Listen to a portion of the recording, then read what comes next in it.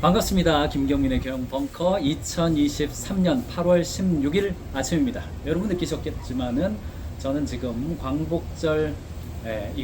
하루 전날 여러분 시간으로 볼 때에 어제 오후에 여기 오키나와 몬테레이 호텔 앞에 와 있습니다.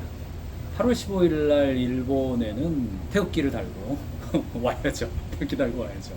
그래서 제가 현장에서 할 수 있지만은 그래도 제가 일본에 와서 일본에 관련된 이야기를 좀 하는 게 좋겠습니다. 그래서 저희 연구원들에게 고집을 부려서 제가 지금 호텔 베란다에서 바다를 배경으로 여러분들에게 휴가지 느낌도 좀 드리고, 여러분들은 지난주 휴가를 다녀오셨고 저는 열심히 책을 읽었고요. 이번 주에 제가 짧게 가족들과 함께 와 있습니다. 가족들은 호텔 방 안쪽에 있고 저는 베란다 밖에서 여러분들 만나고 있는데, 오늘 친일 반일 문제는 경제다 이 이야기 한번 가보겠습니다. 일본 하면 뭐가 떠오르세요? 어떤 분은 뭐 유니클로 먼저 떠오르시기도 하고, 어떤 분은 자동차 토요타, 혼다 뭐 많죠. 자동차 혹은 뭐 사뇨나 파나소닉 전자제품 전성시대가 있었죠. 또 어떤 분들은 기모노가 떠오르거나 혹은 뭐 스시 떠오르시죠. 해외 계신 분들은 스시 많이 떠오르고, 어떤 분들은 뭐 사쿠라, 벚꽃, 그 다음에 후지산 뭐 떠오르시겠죠. 또는 뭐 원피스, 그리고 일본의 그 화려한 만화들 떠오를 수도 있고요. 혹은 뭐 일본의 그 장인 정신, 신겐 정신 뭐 이렇게 떠오르시는 분도 있을 겁니다. 일본, 한국이랑 943km, 서울 기준으로요. 서울 동경 기준으로 한 1000km 정도 떨어져 있습니다. 가까운 나라죠. 그런데 또 먼 나라이기도 합니다. 왜 그러냐? 뭐 우리나라 반일 감정이 있습니다. 반일 정서가 있고요. 각시탈이 나와가지고 이런 우길승천기죠. 이른바 전범기인데, 이거 뭐 이렇게 찢는 거, 최근에 군함도라는 영화에서도 한번 쫙 찢는 장면 나와서 뭐 이렇게 여러 가지 감정들이 있는 나라예요. 한일 관계, 여러분들 일본 하면 어떤 느낌이 드십니까? 비즈니스는 사랑입니다 이야기를 하고, 우리는 비즈니스를 사랑으로 합시다 라고 이야기하는 사람들인데, 2019년에 일본 상품 불매운동이 있었죠. 뭐 보이콧을 했습니다. 가지 않습니다, 사지 않습니다 했고, 뭐 그 시기에 뭐 유니클로의 고위 임원이 한국 사람들은 불매운동 하지만 실제로는 얼마 안 있으면 뭐 끝난다 뭐 이런 이야기를 해서 불난집에 부채질을 했죠. 그래서 그 불매운동의 그 예봉이 유니클로로 집중했던 것도 있습니다. 오랜 시간이 흘렀고요. 사실은 뭐 강제징용에 관련된 국내 대법원의 판결에 대해서 국내에 진출해 있는 일본 기업들이 잘 수긍하지 않았고, 일본에 있는 뭐 일본 정부도 뭐 이렇게 동의하지 않았죠. 그 결과 뭐 국내 국내 일본 기업의 재산에 대해서 뭐 압류를 하겠다 뭐 이런 이야기들 나오고, 거기에 대해서 뭐 너무나도 명확한 보복 제초였습니다. 화이트리스트에서 배제를 했죠. 소부장에서 문제가 생겼고, 특별히 이제 반도체를 닦아야 하는 그 소재, 핵심 화학 소재를 일본이 이제 거의 독점하다시피 했었기 때문에 뭐 화이트리스트 배제 사건이 4년 동안 계속됐습니다. 윤석열 정부로 들어서 일본과의 관계를 회복하고, 일본도 그거 명분 삼아서 한국과의 관계를 회복하려는 뭐 노력을 했고요. 수출 규제는 현실적으로 거의 다 풀렸습니다. 이거에 대한 역사적 평가는 뭐 나중에 일어나겠죠. 여러분들도 이게 옳다 그러다 다양한 시선이 있었겠습니다만, 어쨌든 비즈니스 하는 사람으로서 한일 양국 관계 인식으로 볼 때에 뭐 양국이 지난 5년간 한일 양국 관계에 대한 인식의 추이를 보면, 한국은 다시 이렇게 좀 안 좋아졌다가 82.4%까지 올라갔고요. 일본의 경우는 이렇게 좀 좋다라고 하는 것이 이제 14.9%, 안 좋아졌어요. 전반적으로 안 좋아졌습니다. 일본은 뭐 양국 관계에 대해서 이제 나쁘다, 뭐 좋아졌다, 뭐 비슷하게 한 80% 이상이 한국 사람이나 일본 사람이나 안 좋아졌다 쪽으로 얘기를 하고 있습니다. 2030 세대의 한일 관계 인식 조사를 보더라도 일본에 대한 인상이, 긍정 인식이 42.3%, 그리고 보통이다가 40.3%, 부정적이다가 17.4%, 그러니까 부정적이다가 좀 늘어난 상태로 되어 있습니다. 그러나 한일 관계 개선 필요성 및 사유를 보니까 개선해야 된다라고 생각하는 것이 72.0%이고, 왜 그러냐? 양국 협력을 통한 상호 경제적 이득이 중요하기 때문이다 이렇게 대답을 했어요. 그러니까 경제와 관련돼서는 일본과 좋아지는 것이 바람직하다가 대부분의 생각을 가지고 있습니다.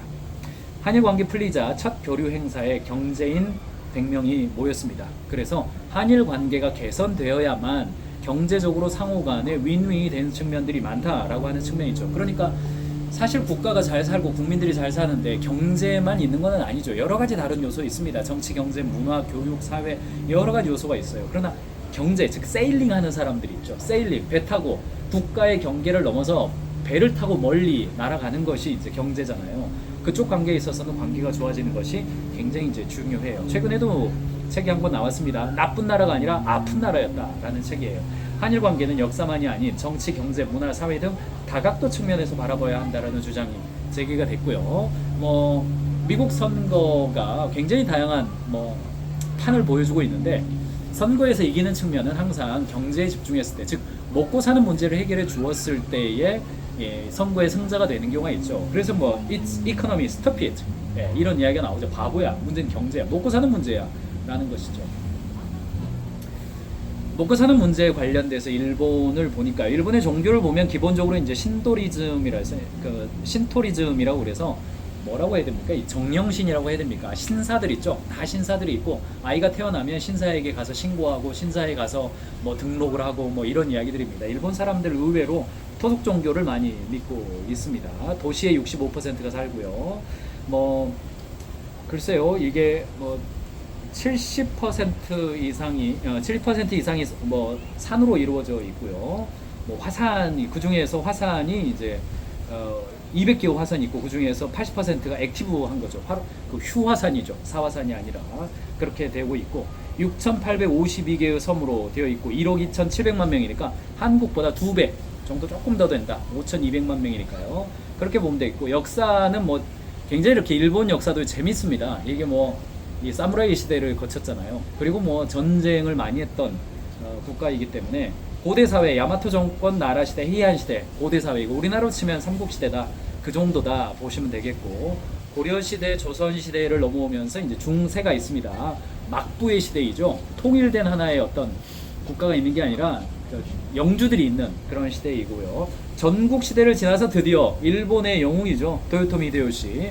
우리로 치면은 이제 임진왜란을 일으킨 전범자이죠. 히데요시가 이제 전국을 통일을 했고 히데요시 이후에 이제 천황과 어떤 쇼군이 구별되는 이런 시대가 됐고요. 지금도 뭐 총리하고 천황이 일본 왕입니다. 이른바 천왕, 이런 거 조심해야 돼요. 일본 왕과 이 총리가 구별되어 있는 왕이 있는 나라가 됐죠. 토요토미 히데요시 이후에 이제 에도 막부 시대가 되었고 1863년 우리보다도 뭐 100년 이상 메이지 유신을 거치면서 이렇게 근대화, 우리로 치면 이제 이른바 가부경장은 상당 부분 우리는 약간 좀 피동적이라고 하면 좀 그렇고 아무튼 좀 밀려서 하는 경향이 있어요. 가부경장을 실시하긴 했지만 추진 동력은 사실상 없었죠. 그러나 일본에 있어서는 메이지 유신을 뭐 미국이 개항을 시켰지만 미국은 국내 사정, 남북 전쟁도 있고 뭐 서진 정책도 있었기 때문에 개항을 시켰지만 적극적으로 활동을 못했어요. 그래서 일본에게 있어서 공간이 생긴 거죠. 자체적으로 뭔가 할 수 있는 어떤 그 공간이 생겼습니다. 뭐 일본의 경우는 뭐 네덜란드라든가 스페인이라든가 이런 어떤 그 조차를 많이 했어요. 이미 그 배들이 많이 들어와 있었고 미국에 의해서 개항을 한 것이고 미국이 국내 사정 때문에 일본에 대해서 적극적인 어떤 식민지 정책을 못하는 동안에 일본이 메이지 유신을 통해서 자체적 근대화를 이루었다. 역사적 평가는 뭐 상당 부분 그렇습니다. 그래서 이른바 타라 입구 정책을 했죠. 아세아로부터 벗어나서 뭐 서양화된다. 뭐 이런 정책을 써서 이 이후로 일본이 이제 제국주의의 길을 걸어갔고 그 이후에 우리가 알고 있는 구한말과 일제시대의 길로 넘어갔습니다. 일본 뭐 크게 보면 4개의 섬으로 되어 있죠. 맨 위에 홋카이도, 그리고 가운데 혼슈. 대부분의 일본인들은 혼슈 지역에 살고 있고요. 아래쪽에 시코쿠섬, 그리고 규슈. 그리고 제가 있는 곳은 남쪽으로 더 내려와서 오키나와 섬이죠. 오키나와 아래로 내려가면 이른바 센카쿠 열도, 가끔 나오죠. 남중국해에서 중국하고 가끔 한 번씩 이렇게 영토 분쟁이라고 해야 됩니다. 이렇게 나옵니다. 경제 이야기로 좀 넘어가죠. 한국 무역 현황을 보면요, 일본하고 이제 우리나라가 경제 무역 현황을 보면 가장 많은 게 중국이고요. 그다음 미국, 그다음에 베트남이 올라왔습니다. 베트남 올라왔고요. 일본이 이제 4위입니다. 일본이 네 번째 제 4대 무역 국가가 되어 있습니다. 결코 무시할 수가 없는 그런 나라죠. 아, 여기 오키나와 날씨가 햇볕은 쨍쨍하다가 갑자기 비가 온다 그러더니 갑자기 또 비가 내리네요. 빗소리 들리시죠? 네, 이 소리입니다. 뒤쪽에 보이는 바다가 태평양. 네, 이쪽으로 헤엄쳐서 한참 가면 제주도가 나오기 전에 죽겠죠. 한국 수출입 비중을 보니까 한국에서 가장 많이 수출한 국가 1등 중국입니다. 중국입니다. 그 다음에 미국이고요. 그 다음 베트남, 그 다음 일본입니다. 일본이고요. 한국에서 가장 많이 수입한 국가도 중국 1등, 미국 2등, 그 다음에 일본입니다. 베트남 좀 내려가고 독일이 수입으로 많이 올라오죠. 네, 여기 제가 있는 베란다까지 빗방울이 조금 내리칩니다. 저 개인적으로 비 오는 거 굉장히 좋아하는데 여러분들 현지의 느낌을 보시면서 계속 가겠습니다. 한일 반도체 수입 비중이 있어요. 우리나라가 아무래도 삼성전자가 대장주이기 때문에요. 한국이 반도체를 가장 많이 수입하는 국가 탑5 일본. 일본이 소부장은 독립이 많이 됐어요. 우리나라가 소부장의 자립화가 많이 됐는데 반도체 부품은 일본이 단연 아직도 많습니다. 아직도 많습니다. 일본이 가장 많고요. 그 다음에 미국, 이스라엘, 싱가포르, 독일 순서대로 움직이고 있습니다. 소부장 일본 의존도가 그래프 보시는 것처럼요. 2018년 기준으로 18.3% 갔다가 지금 15.0%까지 이렇게 내려왔어요. 반대로 전자부품 수입 비중은 오히려 늘어서 2018년 기준으로 9.6%에서 11.8%까지 많이 올랐습니다. 오히려 올랐습니다. 그러니까 소부장이 한국화에 자립이 많이 됐다고 치지만은 전자제품의 부품, 핵심 부품을 기준으로 보면요. 사실은 아직도 높다. 이렇게 볼 수가 있습니다. 한국산업연구원의 2023년 3월자 기사를 보니까요. 한국 수출 회복 전망을 봤더니 우리나라 13대 주력 수출 품목에 대한 대의 일본 수출 비중 변화를 보니까 철강, 석유제품, 가전에서 각각 줄었습니다. 1.3%, 1.8%, 1.3% 순서대로요. 철강, 석유제품, 가전제품에서 일본 의존도 오히려 늘었어요. 그 다음에 차 부품, 무선통신 분야에 있어서도요. 오히려 일본 의존도가 늘어났어요. 일본과의 관계 악화로 영향을 크게 받았던 철강, 석유제품, 가전, 자동차 부품 등 이들 부품의 회복이 오히려 이제 앞으로 기대될 수 있다라는 이야기가 나온 거고요.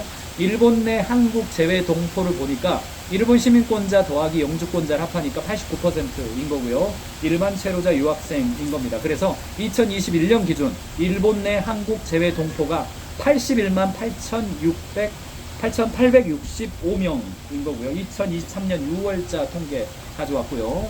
일본 외국인 전체 노동자들을 보니까 한국은 참고로 한국은 80만 명에서 약 100만 명 정도가 국내에 들어와 있는 외국인 노동자로 평가받고 있습니다. 근데 일본도 보니까요. 일본 내 외국인 노동자가 172만 명입니다. 그러니까 한국이랑 비율이 한국도 외국인 노동자 비율이 굉장히 적은 나라인데 일본도 비슷한 이민 정책을 쓰고 있습니다. 거의 이민 안 받는 그런 나라입니다. 한국도 그렇고 일본도 그렇고 그렇습니다. 이거를 뭐 폐쇄적으로 이제 폐쇄적이다 그래야 될런지 아니면 이렇게 좀 지키고 있다 뭐 이래야 될런지 여러분들이 판단하시길 바랍니다. 일본 외국인 노동자는 끊임없이 증가하고 있습니다. 그럼에도 불구하고 우리나라도 그렇죠. 지속적인 문제인 저출산, 고령화가 이어지면서 다양한 업계에서 심각한 인력 부족 사태가 반복되고 있고요. 우리나라 비슷하죠? 일본 정부의 외국인 유학생 취업 지원 정책으로 인해서 일본 내 외국인 유학생이 1.8배가 증가했습니다. 한국 사람들 일본 유학 지금 많이 가고 있죠. 중국 사람들 일본 많이 들어와 있습니다. 중국과 일본 사이 안 좋다고 하지만은 자식들은 일본 보내고 있습니다. 중국 사람들. 일본뿐만 아니라 해외 취업을 목표로 취직하거나 일본 기업이 해외로 진출하는 글로벌화에 대응하고 있다. 글로벌 기업들 일본 들어가 있고 일본 기업들도 해외 많이 진출하고 있다. 문을 많이 열고 있다. 이렇게 보시고요. 저출산 고령화의 문제는 국내에 있어서도 굉장히 심각한 문제가 되고 있고 비슷한 거 보십시오. 한국과 일본의 고령화율 전황을 보니까 보시면 현재까지는 2020년 기준으로 일본이 고령화율이 28.9%예요. 2020년 기준으로 한국이 15.7%입니다. 그런데 우리나라는 뭐든 뭐 확실하게 빨리 가잖아요. 확실히 빨리 달려가지고 2045년이 되면 한국이 일본 추월합니다. 고령화를 추월한다는 것은 쉽지 않아요. 나이는 다 한 살씩 먹기 때문에 2045년 기준으로 일본이 36.7% 고령화율이 한국이 37.0% 65세 이상 인구가 37.0% 어떠세요? 엄청나죠. 그러니까 인구 절벽이라는 이야기가 나오고 있는 겁니다. 관광객 수는 어떠한가? 저도 지금 관광으로 일본에 왔어요. 일본 영토에 들어와 있습니다. 자, 한국 방문 일본인은 2021년, 2021년, 이때는 코로나 상황이니까요. 15,000명밖에 안 됐어요. 그런데 다시 회복하는 추세가 완만합니다. 2023년 1월부터 4월까지 기준으로 약 48만 1,000명 들어왔어요. 근데 한국은요, 1월부터 4월까지 기준으로 206만 7,700명. 200만 명 이상이 벌써 2023년 기준으로 나와요. 저도 올 정도니까 많이 일본을 방문했다는 이야기입니다. 렌저 현상과도 영향이 있죠. 2022년 기준으로 한국인 인기 해외 여행지 탑10을 보니까요. 일본 압도적으로 100만 명 이상이 한국인 갔습니다. 2022년에도 갔어요. 작년에도 그랬습니다. 그 다음에 미국이 90만 명, 베트남이 76만 명, 태국이 53만 명, 필리핀 42만 명 이렇게 나왔습니다. 한국 사람들 여행 좋아하죠.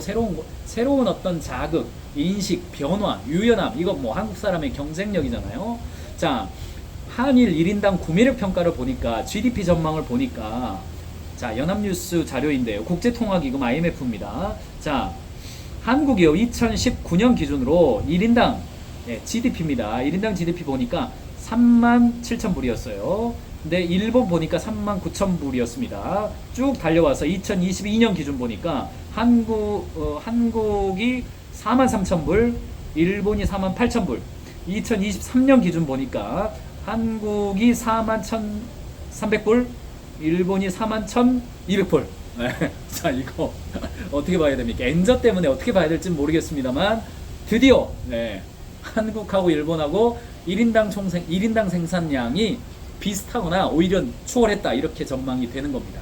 참 이게 참 만시지탄일 겁니다. 일본 사람들의 시선에서 절반도 안 됐거든요. 절반도 안 되던 나라가 몇십 년 지나니까 자기네들의 1인당 생산량을 추월하는 나라가 된 거예요. 뭐에 비유해야 될까요? 한국과 필리핀 비교해 볼까요? 필리핀은 이미 한국이 추월한 지가 한참 됐죠. 필리핀이 한국 도와주던 나라 아닙니까? 근데 다시 한국이 필리핀을 볼 때, 와, 저기 좀 우리가 도와줘야지, 이런 느낌인데 몇십 년 지났더니 필리핀이 한국보다 오히려 1인당 생산량이 더 잘 사는 나라가 돼버린 거죠. 그런 느낌인 겁니다. IMD죠. IMD 조사에 의하니까 국가 경쟁력 조사하는 곳이에요. 이 1995년 기준으로 일본은 IMD 기준으로 국가 경쟁력이 4위였어요. 한국이 26위였습니다. 그런데 2020년 기준으로 자, 한국이 23위 좀 올랐죠. 근데 일본은 34위로 떨어졌습니다. 잃어버린 10여 년 됐죠. 자, S&P 기준으로 국가 신용 등급은 한국은 A+에서 2021년 AA로 올라왔어요. 근데 1990년 기준 일본은 AAA, AA입니다. AA에서 2021년 기준으로 A+로 2단계가 내려왔습니다. 한국은 4단계 올라갔고 일본은 2단계가 떨어졌어요. 이런 어떤 이게 이제 비교해서 보여드리는 건데, 한국이 얼마만큼 열심히 살았는지, 한국 국민 한 사람 한 사람이 정말 이렇게 경쟁력을 높이기 위해서 얼마나 노력했는지가 드러나는 장면 아니겠습니까? 글로벌 500대 기업 수를 보니까 1995년 기준으로요, 500대 기업 안에 한국은 8개 들었습니다. 그에 반면에서 일본은 149개였어요. 그런데 2020년 기준으로 해서 한국은 15개이고 일본은 여전히 53개. 여전히 높죠. 3.5배 높습니다. 18배 높다가 3.5배가 높았어요. 글로벌 R&D 1000대 투자 기업 수 기준으로 보니까 2006년 기준으로 한국은 19개에서 2019년 기준으로 25개로 올랐고요. 반대로 일본은 183개에서 140개로 오히려 줄었습니다. 소재 부품 분야 대일본 적자 규모를 보니까 적자 규모는 자, 한국은 적자 규모는요 오히려 83 단위가 얼마입니까? 퍼센테이지네요. 퍼센트니까 83%에서 15.4%.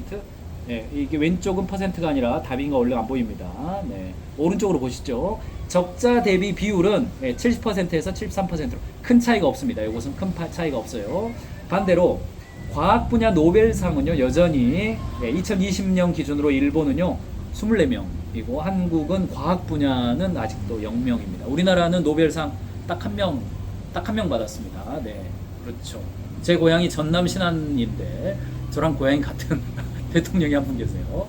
노벨 평화상 김대중 전 대통령 노벨 평화상 받으셨죠. 과학 분야는 아직 우리나라 한 명도 없습니다. 일본은 노벨 물리학상도 있고 화학상도 있고 뭐 경제학상도 있고 부럽죠. 2023년 세계 경제 전망을 보니까요. 일본의 경우는 경제 성장률이 1.5%, 굉장히 낮죠.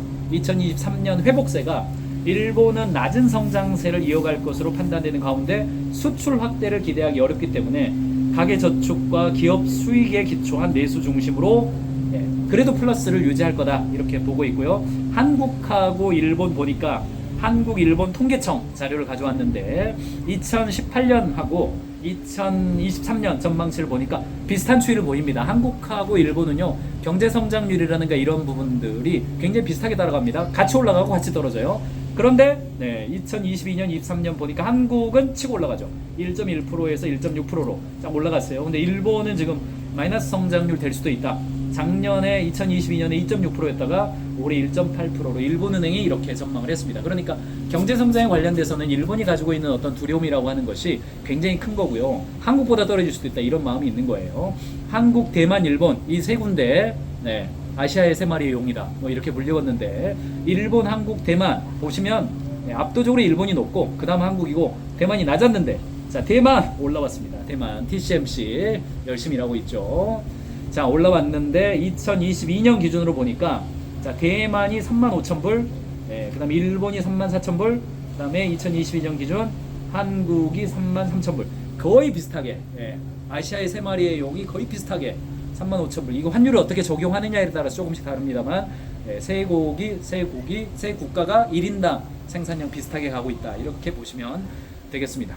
자 일본은행 일본경제연구소 자료인데요. 얘네들은 이제 뭔지 좀 이렇게 항상 이른바 겸손한 이야기 하죠. 이렇게 혼내와 다테마이가 다르잖아요.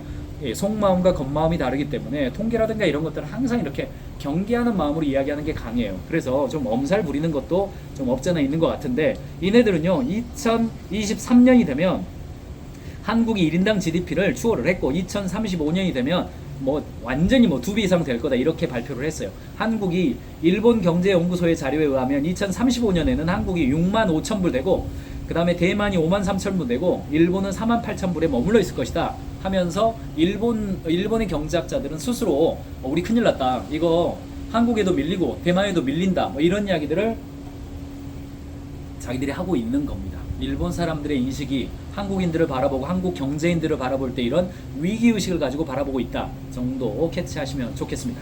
그런데 우리가 조금 좀 자신 없는 영역이 하나 있는데 그게 뭐냐면 이제 고령화하고 저출산 이야기거든요. 한일 합계 출산율 추이를 보면 일본도 굉장히 낮았습니다. 그러다가 2017년도에 합계 출산율이 1을 넘었어요. 1.42였어요. 그러니까 1.42여도 사실은 적거든요. 합계 출산율 결혼을 해서 남자 여자가 두 사람이 한 명을 낳으면 반감기로 가는 거잖아요. 근데 우리나라는 이제 1.05에서 점점 줄어가지고 2022년 기준으로 0.78까지 내려갔고요. 압도적인 전 세계 애 안 낳기 1등 국가가 돼 있는데 일본은 지금 여전히 1.27 유지하고 있고요.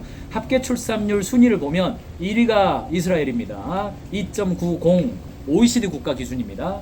2.90이고요. 한국은 저 아래로 내려가서 2021년 기준으로 0.81이고 일본도 35위 1.33 하다가 아까 보신 것처럼 일본은 1.27, 한국은 0.78까지 갔어요.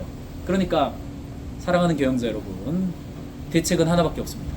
인구가 더 이상 태어나지 않기 때문에 서로가 이렇게 맛있는 거 만들어주고 맛있는 거 만들어준 거 서로 먹으려면 안 죽어야 됩니다. 죽지 말고 아프신 분들은 좀 쉬고 그분들 의료비도 내드리고 아프신 분들 요양보험도 내드리려면 건강한 분들 저를 포함해서 죽지 말고 열심히 일하는 방법입니다. 라쿠텐 진출 한국 기업들 경제 이야기 좀 보면 상품 카테고리별로 높은 비율이 있고 일본 인터넷 쇼핑 시장 전체 점유율 28%인데 우리나라 라쿠텐 진출에 있는 카페24 뭐 올리브영 오하라 뭔가 메뉴 G마켓 클리오 굉장히 다양한 기업들이 라쿠텐에 이미 진출해 있고요. 라쿠텐 진출하는 것을 지원해 주기도 합니다. 쿠팡은 라쿠텐 일본 기업이 쿠팡에 들어올 수 있도록 지원하고요. 다양한 일본 기업들이 쿠팡에 들어와가지고 자기 물건 팔고 한국 사람들이 쿠팡에서 물건 구입하면 일본에서 바로 받을 수 있도록 하는 이런 방식들 가고 있습니다. 자, 롯데 일본 기업입니까? 한국 기업입니까? 롯데 여러분들 일본 기업이에요? 한국 기업이에요? 껌이라면 역시 롯데 껌. 물었습니다. 기자가 물었습니다. 이런 거. 롯데는 한국 기업입니까? 일본 기업입니까? 했더니 CEO가 이렇게 대답했죠. 글로벌 기업이라고 생각합니다. 이렇게 대답했어요. 예, 이렇게 그냥 압시다. 일본 기업 같은 한국 기업, 다이소 한국 기업입니다. 세븐일레븐 미국에서 설립됐습니다. 미국에서 설립됐습니다. 다이소, 아성 다이소 한국 기업이에요. 일본 전자상거래 현황을 보니까 2021년 기준으로 해서 급성장하고 있습니다. 일본도 디지털 전환이 되어 있고, 우리가 흔히 인식할 때 일본은 아날로그 중심이다 이렇게 인식하지만 합니다만, 디지털 전환이 아주 빠르게 일어나고 있습니다. 온라인 시장 진출할 수 있고요. 한일 기술협력 현황을 보니까요, 한일 산업기술협력재단이라고 있습니다. 여기에서 보니까 일본과의 산업기술협력의 촉진을 위한 우리나라 중소기업의 기술력 향상을 목적으로 1992년도에 한일 정상 간의 합의에 의해서 설립이 됐고요. 기술 인재 양성하고 기술 지도, 비즈니스 매칭, 기업인 교류, 다양한 협력 사업하고 있습니다. 한일 산업 기술협력재단 여러분들 검색하셔서 일본 진출하고자 하시는 분들은 참고하시면 되겠고요. 4차 산업혁명 기반의 제조혁신 인재 양성, 우수 퇴직 기술자 유치 활동, 비즈니스 교류 협력, 대일 산업 통상 협력, 한일 경제 협력 열심히 일어나고 있습니다. 한일 협력 가능한 신사업. 자, 여러분들 유튜브로도 지금 보시는 분 계십니다만, 가인지 캠퍼스에 제가 파일 올려놨기 때문에 제가 숨김 처리해놓은 것들 포함해서 자료를 좀 보시려면 지금부터 나오는 자료는 실제로 좀 보셔가지고 이렇게 연락처라든가 이런 게 있으니까 연락하셔가지고 일본에서 제가 후반부에 전시회 캘린더 보여드리겠습니다만, 일본이 상당한 비즈니스 기회가 일어나고 있어요. 왜냐하면 상당 부분 엔저 현상이 있기 때문에요. 뭔가 기술과 콘텐츠를 제휴해서 국내나 글로벌 시장으로 협력해 볼 수 있는 기회가 많이 일어났어요. 한번 보시기 바랍니다. 일본의 주요 정책이라든가 경제정책, 산업정책들, 기업 및 정부의 신산업 수요에 따르면 한일 경제협력이 가능한 신사업 분야, 반도체, 인공지능, IoT, 로봇, 모빌리티, 수소에너지 산업 분야들로 협력이 늘어나고 있다. 이렇게 볼 수가 있겠고요. 일본 비즈니스 환경을 볼 때에 일본에 진출한 외국 기업이 생각하는 일본 비즈니스 환경 변화를 볼 때 잘 개선되고 있다라고 하는 거 있어서 뽑은 거 한 4가지가 있는데, 그게 뭐냐면 외국인에게 생활의 편리함이 점점 늘어나고 있답니다. 두 번째, 비즈니스 할 때 외국어로 의사소통 편리하다. 일본의 영어라고 하는 것은 엄청난 영어가 있잖아요. 엄청난 마더파더가 아니라 마자파자 뭐 이런 게 이제 뭐 유명한 이야기들도 좀 있죠. 차마 제가 말 못하겠네요. 아무튼 있습니다. 자, 외국계 기업에 대한 일본 기업 사회 수용 태도도 점점 넓어지겠다고 합니다. 반대로 뭐 인재 확보의 어려움이라든가 이런 것들 여전히 어려움은 있겠죠. 일본의 소령화 현상이라는 이야기가 있습니다. 겹치는 부분이 커지는데 뭐냐면 중장년층과 청년층이 함께 일하고 있는 그 세대가 늘어나고 있답니다. 그런 측면들은 특정하게 이렇게 우리나라도요, 좀 50대하고 20대가 같이 일하는 구간이 늘어나고 있잖아요. 일본도 비슷한 현상이 일어나고 있다니까 일본 사회 문화도 우리나라랑 비슷하다 이렇게 보시면 되겠습니다. 일본 시장 진출할 때 제가 강점만 한번 읽어드리겠습니다. 일본은 세계 3대 경제 대국으로 1억 2천 거대 시장입니다. 안정적이고 지속적인 거래선 유지가 가능해요. 일본과 거래하시는 분들을 보면 한 번 관계를 트면 신뢰 속에서 꾸준히 간다는 이야기 공통적으로 합니다. 지리적으로 가까워요. 인접성이 좋아요. 물류비 쌉니다. 한국의 디지털과 선진 콘텐츠 강국의 이미지를 가지고 있기 때문에 다양한 분야에서 응용하고 확산할 수 있습니다. 인바운드 여행객도 증가할 수 있고 시장 회복세도 기대할 수 있다. 이렇게 한일경제협력단에서 분석해 주고 있습니다.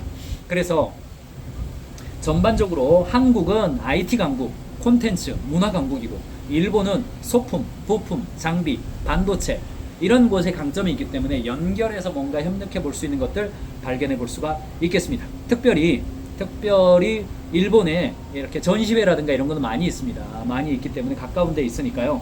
여기 보시면 지금 이번 달이 8월 달이잖아요.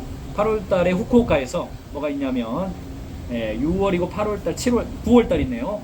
9월달 후쿠오카에서 솔루션하고 ICT 기준으로 해서 지역 산업별 디지털 세미나가 열리고 있고요. 10월달에는요 모노츠쿠리 페어라고 그래서 공작기계와 산업기계 페어가 있습니다. 사이트 들어가 보시면 여러분 참고할 수 있겠고, 제가 파일에다가 1월달부터 12월까지 어떤 전시회와 페어가 있는지 참고해 놔드렸으니까 올라가셔서 들어가셔서 참고해 보시기 바랍니다. 유튜브 쪽에다가 가인지TV 2개 올려드렸습니다. 기업이 중장기적인 전략을 마련할 때 어떻게 해야 되는지, 그리고 디지털 혁신, 비즈니스 모델 어떻게 될지 올려드렸고요. 가인지 캠퍼스에서는 기존 산업을 신규 산업으로 전환할 때, 이렇게 해외 진출할 때 어떻게 하는 것이 바람직한지에 대해서 영상 올려놨으니까 참고하시면 되겠습니다. 파일까지 올려놨으니까 참고하시기 바랍니다. 자, 오늘은 제가 오늘 8월 16일 여러분들 시청하시는 기준으로요. 여러분 시청 기준으로 어제 오후에 이곳 오키나와 여기가 해변인데 무슨 해변인지 잊어버렸네요. 아무튼 몬트레이 호텔 여기가 7층인데요. 방송하는 동안에 방금 느끼셨죠? 비가 소나기처럼 완전 내렸다가 지금 다시 맑고 햇빛이 잠깐 나오는 그런 시간이 됐습니다. 제가 이곳 베란다에서 여러분들 만났는데요. 이곳의 바람소리 그리고 물소리, 파도소리 전해드리려고 이렇게 했는데 아마 파도소리 가운데 제 목소리 잘 들리셨을 거라고 생각하고요. 제가 테스트 다 했거든요. 여러분들 오늘 하루 저는 오늘 오후에 인천공항을 통해서 복귀하고요. 내일 목요일은 다시 스튜디오로 복귀해서 여러분들 만나 뵙도록 하겠습니다. 내일은요, 상품 포화 시대. 이거 가인즈 오늘 클래스 발행한 거고, 오늘 시청하시기 바랍니다. 상품 포화 시대고요. 내일 이야기는, 퇴사각이 보이는 직원에게 이 질문 해 보셨어요? 조금 어려워하는, 힘들어하는 직원들에게 적절하게 그가 다시 회사에 몰입할 수 있는 질문 리스트 제가 가지고 여러분들 만나 뵙도록 하겠습니다. 오늘 하루도 오늘 수요일 아침입니다. 한 주의 중앙에 와 있고요. 오늘 하루도 비즈니스는 사랑이니까 고객을 위한 사랑, 직원을 위한 사랑으로 가득하시길 바라고 오늘 하루도 최선을 다해서 고객과 직원들을 섬기시고요. 저는 내일 아침 7시 반에 서울 가서 스튜디오에서 다시 뵙도록 하겠습니다. 비즈니스는 사랑입니다. 가인지 TV를 구독하시면 매일 새로운 경영 인사이트를 시청하실 수 있습니다. 여러분 회사에 가인지 캠퍼스를 도입하시면 전 직원과 함께 영상 강의와 파일 다운로드로 실력을 올려가실 수 있습니다. 비즈니스는 사랑입니다.